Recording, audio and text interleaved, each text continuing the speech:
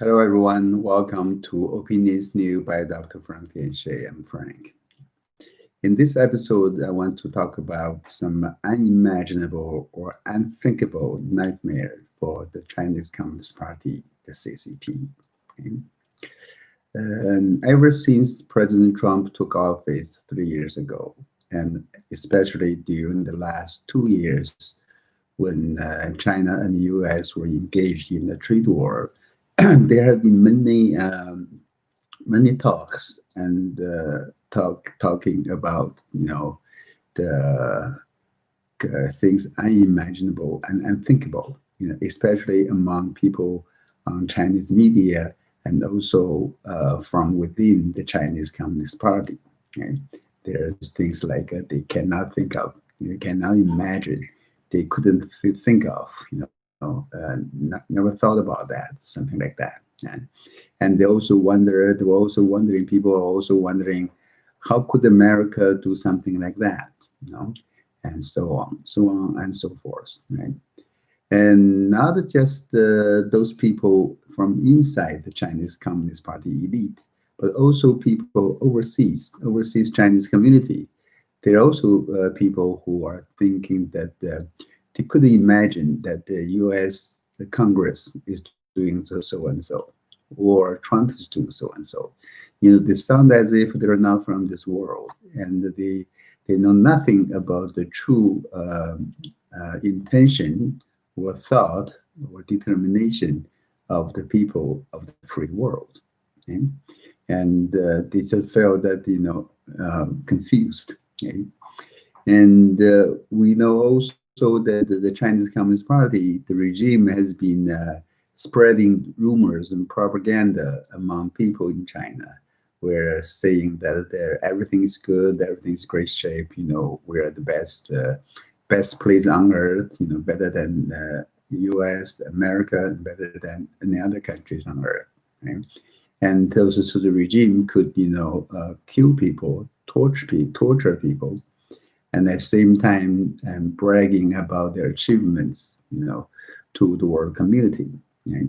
But those are all big old days. That's no longer true anymore. Okay? Excuse me.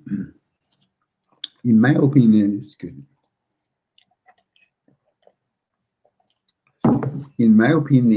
the year 2020 is going to be a turning point in human history, because what we believe and disbelieve, what is possible or impossible, and what we're waiting for, we're expecting, everything seems to be coming, step by step, right? Everybody in the world, especially those Chinese people, or usually people were caught by surprise. For example, they didn't expect to see that right after the CCP virus, Wuhan pandemic hits China, and then there's a flood, historical flood spreading all over southern China, with the 27 provinces underwater. Right? And that's why people are calling this disaster after disaster, from pandemic to pan-regional flood. Right? And also American measures against Chinese communism, like from what's happening, from those legislation with regard to Hong Kong, right, and to Xinjiang, the Uyghurs, and also the upcoming measures against TikTok and WeChat. Everything is coming right after another. Okay? And also people are actually thinking, people all over China, outside of China, are thinking that they are expecting to witness some historical major changes about the relationship between the two countries. Yeah.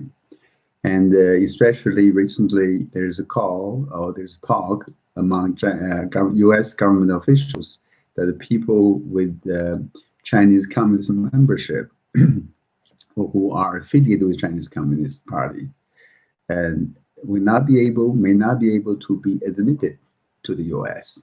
They may have to openly renounce their membership in order for them to come to this country. But that's good, right? So, and there's such a circumstance, global environment.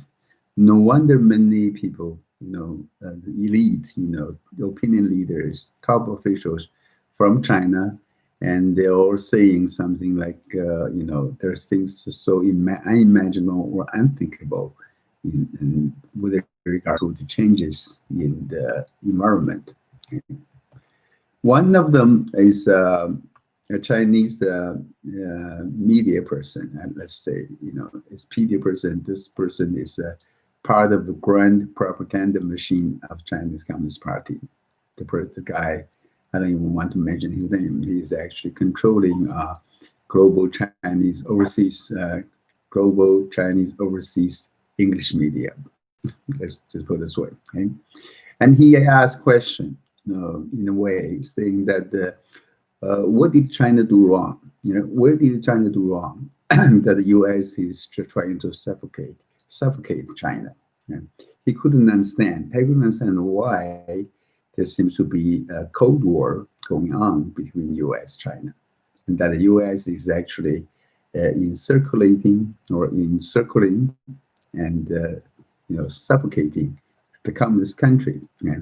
He couldn't understand the motive behind that. Why is U.S. doing that? What's the reason for that? Okay?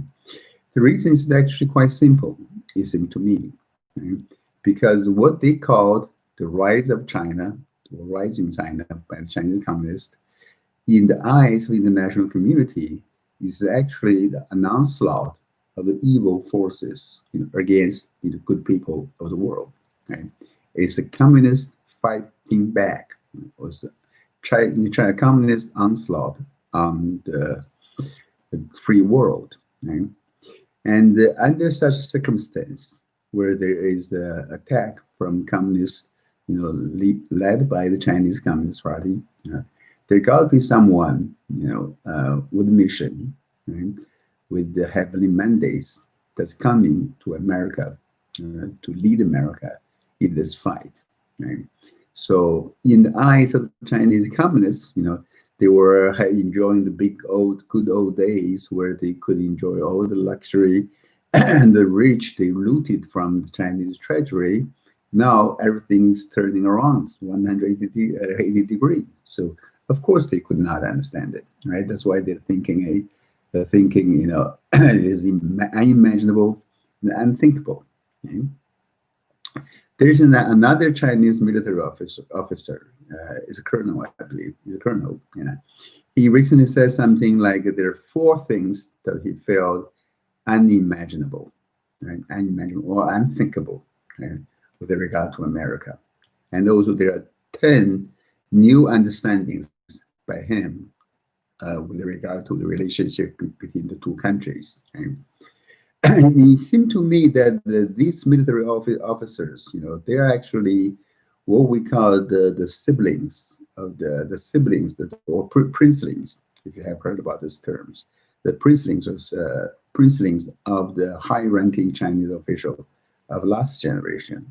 They're the sons, daughters, your grandson, granddaughters of first and second generation of Chinese communist leaders. Now they're in key positions in Chinese military, in the state-owned enterprises, in all those major, key positions in government and business. I believe for them, they do have the tools or the means to or channels of communications to get a true message or true news from from the world outside of China, okay? Or at least they can, use those firewall to softwares like Frigate or things like that to circumvent the Chinese firewall, create Chinese firewall, right? To get information from the internet outside of China. Okay? So they should be able to get a good, clear understanding of what's really going on in America and in the world. But they seem to me that they don't get that. They don't get a real good understanding, a real clear picture. Right? even though the information they got, they received, they obtained is not devious, but at least there's a deviation in their understanding, true understanding, right? That's why they come up with those funny, funny and ridiculous conclusions, right? They both realize something though. They realize that in the year 2020, as far as U.S.-China relationship is concerned, it's going to be a tough, challenging one, right? And this, uneasy relationship could last for years because there's no, panacea in their eyes, right? And but if they believe that the Chinese Communist Party could last for several years, and that could very well be their first mistake. Okay? For example, in their eyes, those Chinese officials, the military leaders, the colonels, they think that the pandemic, ignited the hatred among Americans towards China. You know, they found that's hard to understand. But it's actually hard for the people of the world to understand why they're thinking like that, right? Who is actually the person or the country that opened the Pandora box, right? And let all those disasters, calamities, pandemics, epidemics to go out of the Pandora box and spread all over the world, right? So do they actually expect Americans and other people of the world, who have no resentment at least, or if not angry, or hatred towards them for letting the world suffer from this pandemic? Right? And actually, it is the Chinese Communist Party, the regime, that is really good at inciting hatred among people inside of China. Now, when they're faced with the hatred or resentment from the world, now they are the one to feel, uncertain. Okay? Also, those Chinese colonels, Chinese leader princelings, they feel that the Trump administration and the mainstream America are describing to China as a global trade terrorist and also global economic invader or cheaters, thieves, rule breakers. And that's why American government is using all the tools, so all the tools they can find to label China as a scoundrel, a trade scoundrel. Right? But if you look at what the Chinese government has done since 2001, when China joined World Trade Organization, okay, that's actually the exact correct label that we have to put on China, because that's exactly what they did. They are, and the Chinese government is a global trade terrorist, right? Is a global economic invader and cheater and thief and rule breakers as well. Right? That's exactly what they did. So another thing that the Chinese colonel found unimaginable or unthinkable is that the American government, U.S. government, seems to be taking things so drastic, so quickly, and did not allow for time for negotiation. Right? That's something they couldn't imagine or couldn't predict. Right? Of course, that's what the American government should do, right away, and take immediate drastic measures, right? Because we if we don't do that, think about that, right? And if we don't do that, as Secretary Mike Pompeo, said in his speech at the Nixon Library a few days ago, actually about 10 days ago, no, a week ago, right? Either we take China out, take out the Chinese communists, or they can take out us. Right? So America, of course, America need to take quick, determined actions against the Chinese communists to negotiate with China. We have seen negotiations, right? We have seen so many rounds of negotiations. And I think the relationship between U.S. and China has gone past the point of no return. Right? It's never going to be going back to what it was before. I think President Trump has also expressed his opinion clearly that he's not interested. U.S. America is not interested with more trade talks. Right? It's just the Chinese government doesn't seem to be able to get it, not for now. Okay?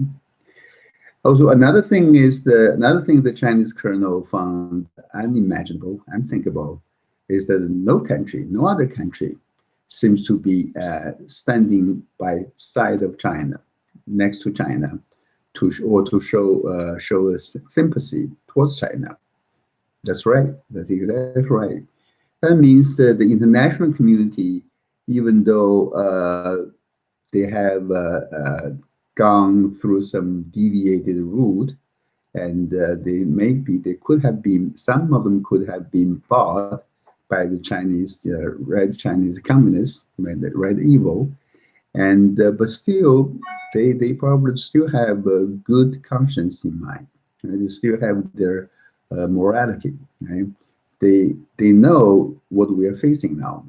Basically, this is the war between China and U.S. It's a war between goodness and evil. Right? In this final battle between good and evil, every person, every country, has to show clearly where do you want to stand. Right? Where's your position on the front? Okay? And I think the Chinese communists, the leaders, their military officials, and their princelings, they found that there's so many countries, there's so many countries that are not willing to join the alliance against America, sponsored or led by China, even though they took so much money from China, and because China has spent so much to help them before. Now they're not really taking the unified action against America on behalf of China. So they found that heartbreaking. Heartbreaking. Of course, they should be heartbreaking, because at least we know that the conscience and justice oftentimes cannot be bought. Okay? Another thing that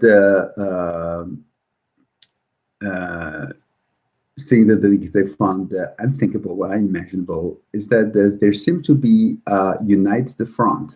Let's use the word from the Chinese government. That domestically there seems to be a united front within the United States between the two parties. And I wouldn't say that exactly the correct thing, but at least, with regard to the relationship, U.S. relationship with China, I think at least at this point, on this aspect, both Republicans and Democrats are united. Yeah, exactly. Yeah. And U.S. American people are united. Right? So I think even though the people, there's still people in America, I think, who are heavily influenced by socialism and communism ideals. Right? There's still people who are actually holding onto this socialist agenda, as we have seen.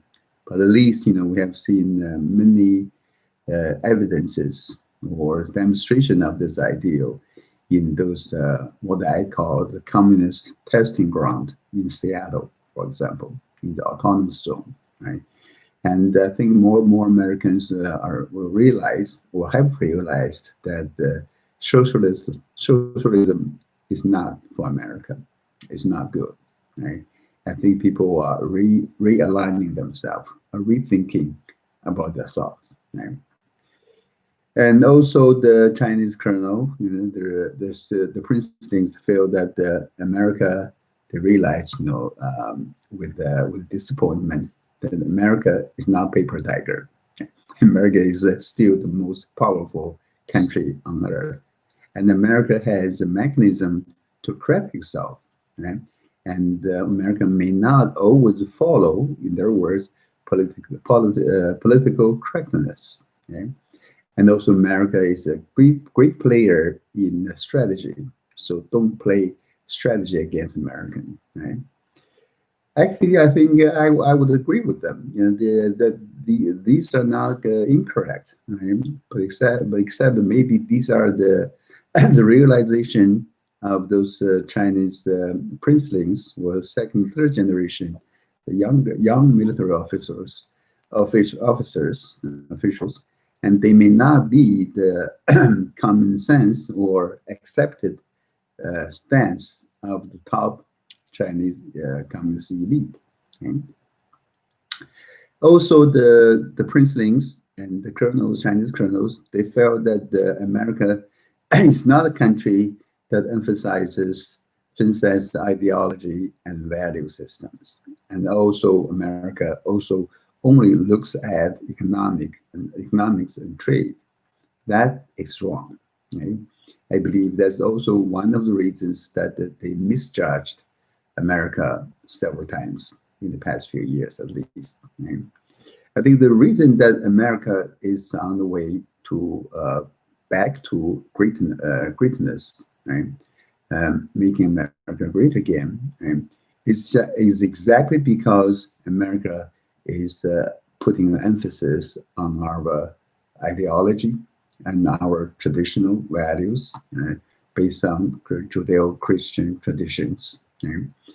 And in the past 3 years or so, under Trump administration, I think America is actually going back to normal, to normality, go back to traditional values and beliefs, and these are actually, things that is hard for the Chinese leaders, they're atheists, to understand. Right? Even some Chinese Americans who are in America now, or they could be American citizens, and who are also atheists, meaning they are not believers. They probably find that hard to believe as well. Okay? So, with regard to those unimaginable, unthinkable, views or opinions held by those Chinese officials, people of the free world should be able to understand and should understand. Right? Of course, if the Chinese leaders, truly could think of this, found this not that unthinkable, that would mean that they would not have taken so many wrong actions. Right? They probably will feel. They probably would have found that it's actually the right thing to dissolve Chinese Communist Party. Right? So, and therefore solving the current crisis in China, and then let the people of China to go, peacefully and freely, safely through this pandemic and crisis. Okay? Of course, that's hard for them to understand. And that's why, there's the leaders, the Chinese communists, it seems to be on its way to its total destruction. That's what I think. Okay. Thank you very much for watching. Right? This is the end of this episode. I'll see you next time. Thank you. Bye bye.